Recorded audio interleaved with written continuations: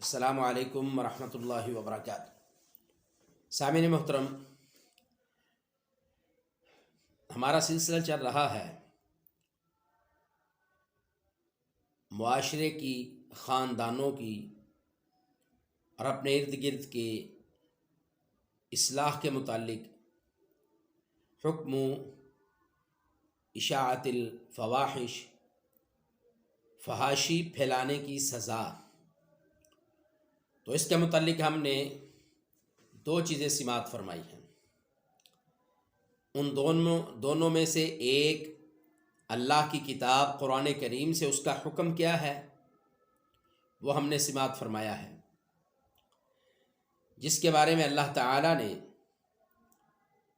سورۃ نور کی آیت نمبر 19 میں ارشاد فرمایا ہے کہ جو یہ پسند کرتے ہیں کہ ایمان والوں میں فحاشی کو پھیلایا جائے، عام کیا جائے، اللہ کہتے ہیں لہم عذاب علیم فی الدنیا والآخرہ، ان کے لیے اس دنیا میں بھی عذاب ہے اور آخرت میں بھی عذاب ہے۔ اور بھی قرآن کریم کی آیات اور احکام اس کے متعلق موجود ہیں، جیسے کہ اللہ تعالیٰ نے ارشاد فرمایا سورۃ لقمان نے وَمِنَ النَّاسِ مَن يَشْتَرِي لَهْوَ الْحَدِيثِ لِيُضِلَّ عَن سَبِيلِ اللَّهِ۔ اور قرآن کریم سے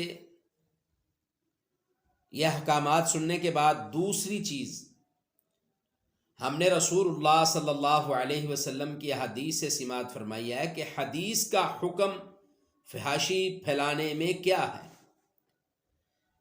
فحاشی، عریانی، بے حیائی کے مرتکب انسان کی سزا کیا ہے۔ گانا بجانا اور ان کے آلات موسیقی کے متعلق اللہ رب العزت کے پیغمبر سید ولد آدم، امام الانبیاء، سرور کونین، احمد مجتبیٰ، سید الاولین والآخرین، جناب محمد الرسول اللہ صلی اللہ علیہ وسلم کا کیا حکم ہے، یہ بھی ہم نے سماعت فرمایا ہے۔ اور غالباً دو احادیث ہم نے سماعت فرمائی ہیں، جبکہ اس کے متعلق بہت ساری احادیث کتب احادیث میں موجود ہیں، ذخیرہ حدیث میں موجود ہیں۔ اور آج ہماری تیسری نشست ہے اس حوالے سے۔ تو آج ہم رسول اللہ صلی اللہ علیہ وسلم کے اس احکام کے مطابق، جس میں رسول اللہ صلی اللہ علیہ وسلم نے بہت زیادہ مزامیر، ایسی صوتوں، ایسی آوازوں کی جو اللہ کے ہاں ناپسندیدہ ہیں، ملعون آوازیں ہیں، ان کا رد کیا ہے۔ ہم اس بات کو مزید سمجھنے کے لیے ائمہ کرام میں اس کی کیا حیثیت ہے، ائمہ محدثین، ائمہ اربعہ، ان کی نظر میں فحاشی پھیلانے کی سزا کیا ہے، وہ اس کے بارے میں کیا کہتے ہیں، اس کو سماعت فرمائیں گے۔ یہ آج ہماری تیسری نشست ہے، نشست نمبر 3، اور اس میں ہم ائمہ محدثین، ائمہ کی نظر میں فحاشی پھیلانے کی سزا کیا ہے، اس کے مرتکب انسان کو کیا سزا دی جائے گی، ان کا کیا فیصلہ ہے، اس کو سماعت فرماتے ہیں۔ تقریباً ائمہ دین سب کے سب گانا بجانا اور غزل سننا، میوزک اور ڈول ڈمکا، گاجا باجا، ان ساری چیزوں کے حرام ہونے پر بالاتفاق سب متفق ہیں۔ اور ان کی نظر میں ان فاسق اور ناپسندیدہ کاموں کا مرتکب انسان وہ ایک فاسق ہے، فاجر ہے۔ ائمہ احناف کی نظر میں، احناف کی کتابوں میں مذکور ہے کہ گانے سننا فسق ہے اور گانے بجانے سے لطف اندوز ہونا کفر ہے، یہاں تک بات لکھ دی ہے۔ افسوس کہ آج ہم اللہ رب العزت کو بھی مانتے ہیں، رسول اللہ صلی اللہ علیہ وسلم کی شریعت کا اور آپ کی محبت کا دم بھی بھرتے ہیں، اور ہم اپنے اپنے اماموں کے پیچھے بھی چل پڑے ہیں، ائمہ محدثین کے پیچھے بھی ہیں، اور اپنے اپنے مسلک اور مکتبہ فکر کے امام کی بھی پیروی کر رہے ہیں۔ افسوس کہ ہم اپنے ائمہ کی پیروی کو مانتے ہیں، ان کی باتوں کو مانتے ہیں، لیکن ان کے جو فیصلے تھے کتاب و سنت کے مطابق ان کو ماننے کے لیے تسلیم نہیں۔ ہم ان کو مانتے بھی نہیں، تسلیم بھی نہیں کرتے، اور اس پر عمل پیرا بھی نہیں۔ اس کی سادی سی مثال یہ ہے، ہم بحیثیت مسلمان اللہ کو رب مانتے ہیں الحمدللہ، ہم بحیثیت مسلمان رسول اللہ صلی اللہ علیہ وسلم کو آخری نبی، اللہ کے پسندیدہ اور بڑے ہی محبوب پیغمبر مانتے ہیں الحمدللہ، ہمیں اس بات پر فخر ہے، خاتم النبیین تسلیم کرتے ہیں۔ آپ کے بعد نہ دنیا میں کوئی آیا ہے، نہ آئے گا، نہ اللہ نے اس کی کوئی دلیل رکھی ہے، اور نہ ہی رسول اللہ صلی اللہ علیہ وسلم نے اس کے متعلق کوئی پشین گوئی کی ہے، بلکہ رسول اللہ صلی اللہ علیہ وسلم کے بارے میں ارشاد فرمایا، ما کان محمد ابا احد من رجالکم ولکن رسول اللہ وخاتم النبیین۔ اللہ کے پیغمبر صلی اللہ علیہ وسلم سیدنا محمد کریم علیہ الصلاۃ والسلام، سیدنا ولد آدم، سیدنا امام المجاہدین، امام الانبیاء، امام سرور کونین، امام الاولین والآخرین، آپ کے بارے میں اللہ تعالیٰ نے تعارف یہ کروایا خاتم النبیین، کہ آپ انبیاء کہ اس سلسلے کو ختم کرنے والے ہیں، آپ پر ہم نے نبوت کے دروازوں کو بند کر دیا ہے۔ وہ ایک ہی دیوار، ایک ہی مکان میں، ایک ہی جگہ تھی، ایک ہی اینٹ کی جگہ تھی جہاں پر ختم نبوت کی آخری اینٹ کو لگا کر اس دیوار کو، اس گھر کو، اس مکان کو، اس نبوت کے در و دیوار کو مکمل کر دیا گیا ہے۔ اب آپ کے بعد اس امت کے لیے یا کسی اور امت کے لیے کوئی پیغمبر اور رسول نہیں آئے گا۔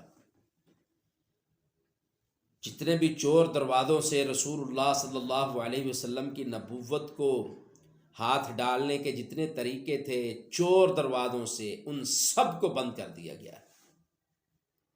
لیکن افسوس یہ ہے، ہم پکے سچے مسلمان اللہ کو مانتے ہیں، محمد الرسول اللہ صلی اللہ علیہ وسلم کو مانتے ہیں، افسوس یہ ہے نہ ہم اللہ کی مانتے ہیں اور نہ ہم اللہ کے رسول صلی اللہ علیہ وسلم کی مانتے ہیں۔ اللہ کو مانتے ہیں، اللہ کی نہیں مانتے۔ ہم رسول اللہ صلی اللہ علیہ وسلم کو مانتے ہیں، رسول اللہ صلی اللہ علیہ وسلم کی ایک بھی نہیں مانتے۔ اور اگر ہم ماننی شروع کر دیں تو ہمارے معاشرے میں درستگی ہو جائے گی، معاشرے میں امن آ جائے گا، معاشرے میں سکون پیدا ہو جائے گا۔ آج ہر بندہ سیاست کے اس گندے ترین نظام میں اور ماحول میں ہر بندہ دوسرے کی پگڑی اچھال رہا ہے، اس کے کپڑے اتار رہا ہے، اس کو کیا کچھ کہہ رہا ہے۔ وجہ کیا ہے؟ کہ ہم نے نہ اللہ کی بات کو مانا ہے، نہ رسول اللہ صلی اللہ علیہ وسلم کی بات کو مانا، اور دم بھرتے ہیں ہم اللہ کو بھی مانتے ہیں، ہم رسول اللہ کو بھی مانتے ہیں۔ اور بھائی اللہ کو بھی ہم مانتے ہیں، اس میں کوئی شک نہیں، اللہ کی بھی ماننی چاہیے، رسول اللہ صلی اللہ علیہ وسلم کو بھی مانتے ہیں، رسول اللہ صلی اللہ علیہ وسلم کی باتوں کو بھی ماننا چاہیے۔ یہ ہے دراصل لمحہ فکریہ۔ اور ایسے ہی ہم ائمہ دین کو، اپنے اپنے مسلک کے امام کو مانتے ہیں، اللہ اکبر، لیکن ان کی ایک بھی نہیں مانتے، اللہ اکبر۔ تو علماء احناف کی نظر میں جو گانے بجاتا ہے وہ فاسق ہے، گانے سنتا ہے، گانے سننا فسق اور فجور کا کام ہے، اور جو گانے بجانے سے لطف اندوز ہوتا ہے وہ سمجھو کفر کر رہا ہے، اللہ اکبر۔ اور اس قسم کی منافقت اور رذالت کی طرف دعوت دینا بالکل حرام ہے۔ کیا ہو بھائی، آج میوزک کی محفل لگائیں یا کوئی مجرا کروائیں یا گانے سنیں یا کسی سے کہیں یار تجھے گانا آتا ہے تم گانا سناؤ، انا للہ و انا الیہ راجعون، مسلمان کا یہ شیوا نہیں ہے۔ مسلمان کو کیا چاہیے؟ وہ قرآن سنے، قرآن سنائے، رسول اللہ صلی اللہ علیہ وسلم کی حدیث کو سنے، رسول اللہ صلی اللہ علیہ وسلم کی سنتوں کو اجاگر کریں، آپ کے دین، آپ کی شریعت اور آپ کی حدیث کو آگے سنائے۔ یہ ہے دین۔ اللہ اکبر۔ تو پھر احناف نے یہ بھی لکھا ہے کہ جو شخص ان کاموں میں ملوث ہوگا اس کی گواہی تک قبول نہیں کی جائے گی۔ انا للہ و انا الیہ راجعون۔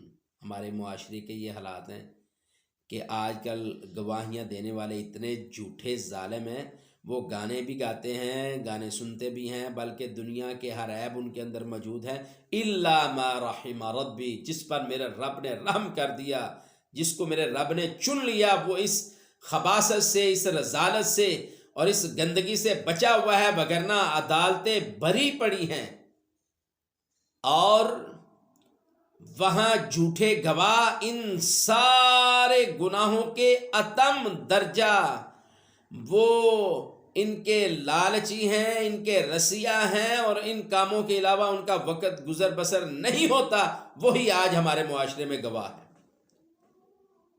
انا للہ و انا الیہ راجعون۔ اور احناف نے کیا فیصلہ کیا کہ ایسے شخص کی گواہی کو بھی قبول نہیں کیا جائے گا۔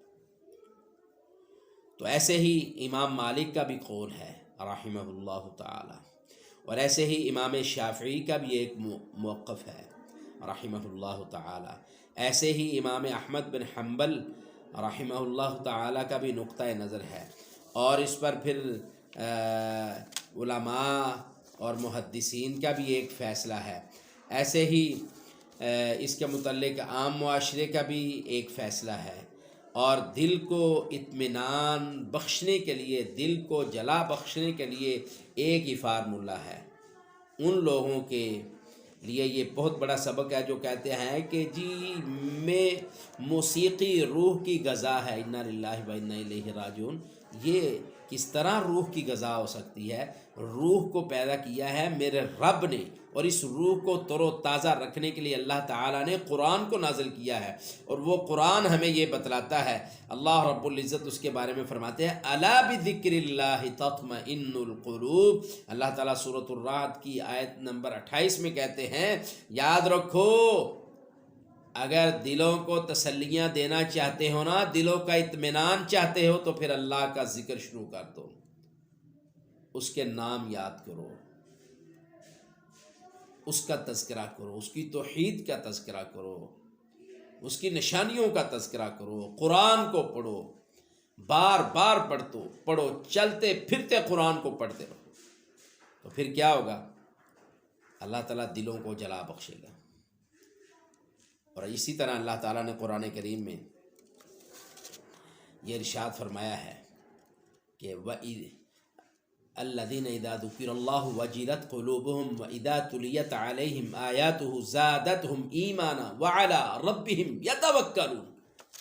سورۃ الانفال ہے، نامہ پارہ ہے۔ اللہ تعالیٰ ارشاد فرماتے ہیں کہ وہ لوگ جب ان کے سامنے اللہ کی کتاب قرآن کریم کی تلاوت کی جاتی ہے، الذین اذا ذکر اللہ وجلت قلوبہم، ان کے دل ڈر جاتے ہیں، ان کے دل ڈر جاتے ہیں، دہل جاتے ہیں۔ وَإِذَا تُلِيَتْ عَلَيْهِمْ آيَاتُهُ زَادَتْهُمْ إِيمَانًا، اور جب اللہ کی آیات اور نشانیاں ان پر پڑھی جاتی ہیں، ان کا ایمان اور بڑھ جاتا ہے۔ وَعَلَىٰ رَبِّهِمْ يَتَوَكَّلُونَ، اور وہ اپنے رب پر توکل کرنے والے ہوتے ہیں۔ تو سامعین محترم، سامعات، یاد رکھیے، میوزک، گانا بجانا، فحاشی پھیلانا، یہ دل کا سکون نہیں ہے، بلکہ یہ بے سکونی ہے ہماری۔ وہ انسان کس طرح نیند آرام اور سکون کی سو سکتا ہے، چین سے سو سکتا ہے، سکون سے سو سکتا ہے؟ جو گانا بجاتا ہو، گانا سنتا ہو، اس کے تو کان ہی اس کا ساتھ نہیں دیتے، لیکن یہ ظالم پھر بھی ان چیزوں کے پیچھے پیچھے بھاگتا ہے۔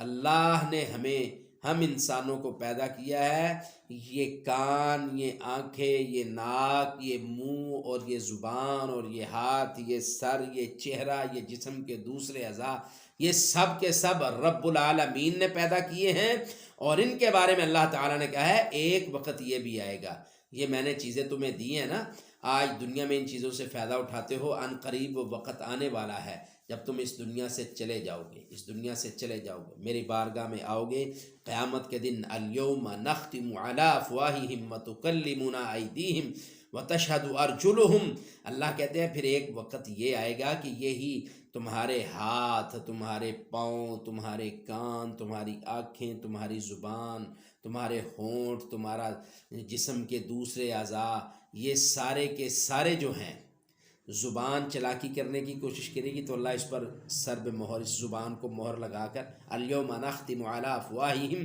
زبان پر ہی مہر نہیں لگائیں گے، منہ پہ بھی لگا دیں گے، منہ پہ مہر لگ جائے گی، منہ نہیں حرکت کرے گا، یہاں سے آواز نہیں آئے گی، یہ نہیں بولے گا، تو پھر جسم کے دوسرے اعضاء بولیں گے، اللہ اکبر، ناک بولے گا، آنکھیں بولے گی، کان بولے گا، ہاتھ بولیں گے، پاؤں بولیں گے، اور ہمارے نافرمانی اور گناہوں کا اللہ کے ہاں تذکرہ بھی کریں گے اور گواہی بھی دیں گے۔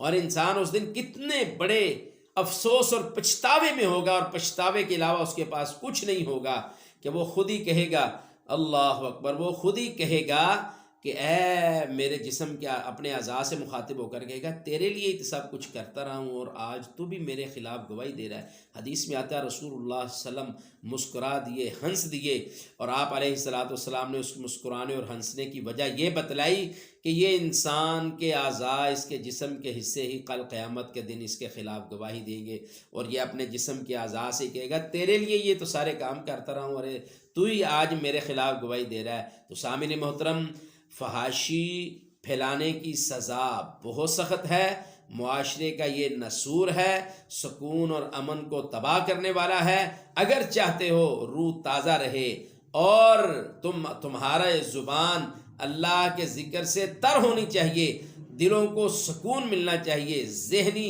سکون ملنا چاہیے، جسمانی سکون ملنا چاہیے، راحت اور مٹھاس ملے، تو آؤ اللہ کے ذکر کے ساتھ قرآن کریم کی تلاوت کے ساتھ اپنی زبان کو تر رکھیں، دل اور دماغ کو تازہ رکھیں۔ والسلام علیکم۔